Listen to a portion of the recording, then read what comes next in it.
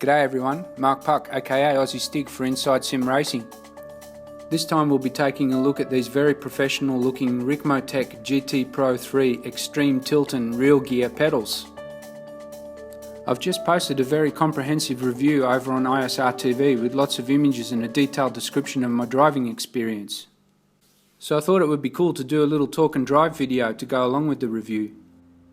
I set the camera up to get a close-up view of my feet so you can get a good look at the GTpro3s whilst I drive. This time we are in the MacCorp 1988 Honda McLaren in Assetto Corsa on the Adelaide GP circuit from the same year. The inset video footage is the view I have from my Oculus DK2, in-game and was captured in real time. Fitting the GTpro3s to the Playseat Sensation Pro was no easy feat, let me tell you. It took me several days worth of tinkering to get them situated. If your rig isn't totally rigid, it can be a real problem when mounting these pedals.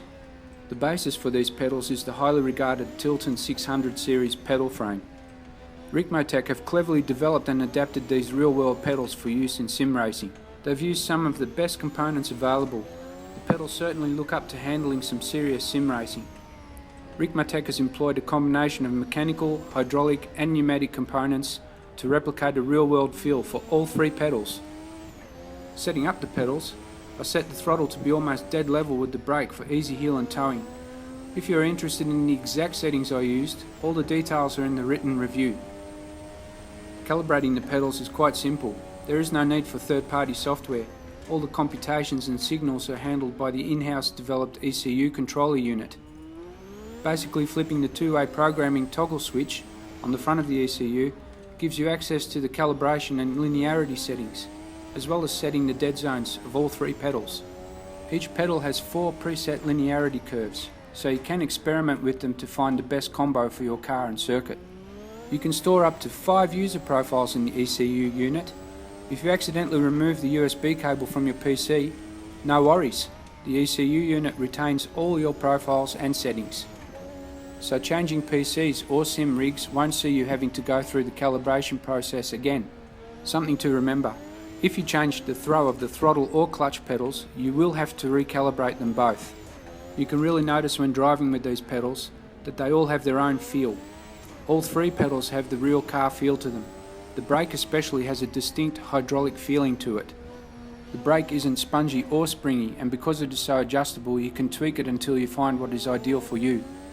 With a price tag of $1,549 US, these Ricmotech pedals are definitely aimed at the higher end of the sim racing market. The high price doesn't make them absolutely perfect for me.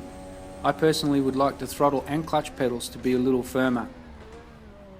The pedal faces with the pedal frame mounted to the flat mounting plate could be too high for people with smaller feet sizes.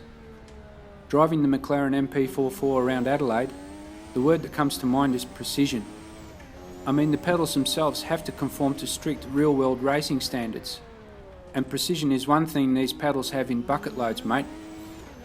In all the main titles I tested them in, the GTpro3s were easy to dial in when calibrating them in-game. Driving with the GTpro3s is for all intents and purposes akin to driving with real pedal controls. The only thing missing in this picture are the G-forces that will be generated by whatever racing car you happen to be sitting in. To sum up then, taking some of the best real-world racing components available and making them suitable for sim racing is by no stretch of the imagination an easy undertaking. Irrespective of the high price point, the Ricmotech GTpro3 Xtreme Tilton rear gear pedal set is a true testament to the expertise of Ricmotech. They definitely put a smile on my face every time I used them. I really hope you all enjoyed this talk and drive video. Stay tuned for more to come from Aussie Stig.